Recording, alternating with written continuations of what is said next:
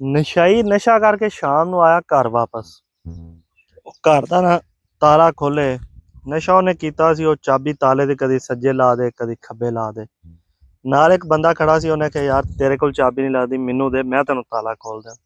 ਉਹਨੇ ਨਹੀਂ ਨਹੀਂ ਨਹੀਂ ਨਹੀਂ, ਤਾਲਾ ਮੈਂ ਆਪ ਖੋਲਣਾ, ਤੂੰ ਮੇਰੇ ਮਕਾਨ ਨੂੰ ਥੋੜਾ ਜਿਹਾ ਫੜ, ਇਹ ਹਿਲਦਾ ਪਿਆ। ਇਸ ਟਾਈਮ ਜਿਹੜੀ ਗੌਰਮੈਂਟ ਦੀ ਗੰਦਮ ਦੀ ਪਾਲਿਸੀ ਹੈ ਨਾ, ਉਹ ਵੀ ਬਿਲਕੁਲ ਮਕਾਨ ਨੂੰ ਫੜਨ ਵਾਲੀ ਹੈ।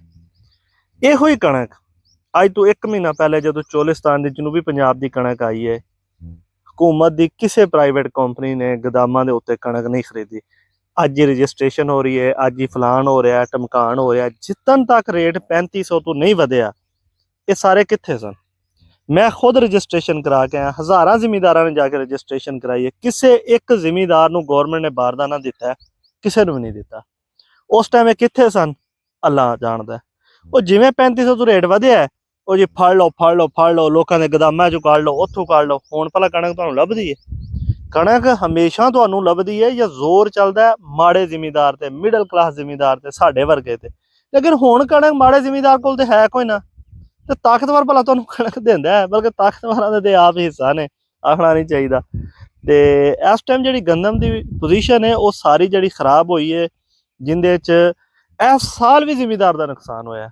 ਪਿਛਲੇ 2 ਸਾਲਾਂ ਤੇ ਜ਼ਿਮੀਂਦਾਰ ਦਾ ਪੱਠਾ ਹੀ ਬਹਿ ਗਿਆ, ਇਸ ਸਾਲ ਵੀ ਜ਼ਿਮੀਂਦਾਰ ਦਾ ਨੁਕਸਾਨ ਹੋਇਆ।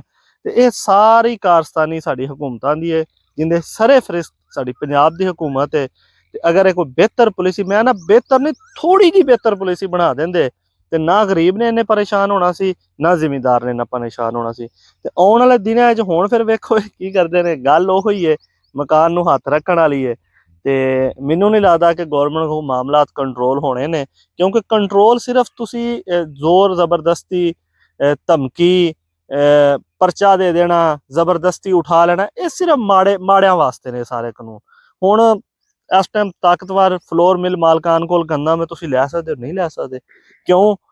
ਤੁਸੀਂ ਵੇਖ ਲਓ ਕਿ ਇਸ ਸੀਜ਼ਨ ਤੇ ਮਹੀਨਾ ਹੋਇਆ ਨਵੀਂ ਕਣਕ ਆਈ ਨੂੰ, ਇਸ ਤੋਂ ਪਹਿਲਾਂ ਕਣਕ 4500 ਨੂੰ ਵਿਕੇ, ਤੁਸੀਂ ਕਿੰਨੀ ਘੱਟ ਕਰਾ ਲਈਏ ਜਦੋਂ ਜ਼ਿਮੀਂਦਾਰ ਕੋਲ ਕੋਈ ਨਹੀਂ ਸੀ।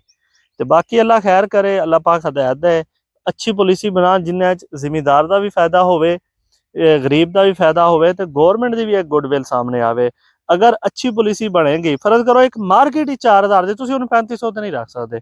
ਹੁਣ DAP ਦਾ ਰੇਟ ਵੇਖੋ, ਯੂਰੀਆ ਦਾ ਰੇਟ ਵੇਖੋ, ਉਸ ਤੋਂ ਬਾਅਦ ਬਿਜਲੀ ਦਾ ਰੇਟ ਵੇਖੋ, ਡੀਜ਼ਲ ਦਾ ਰੇਟ ਵੇਖੋ।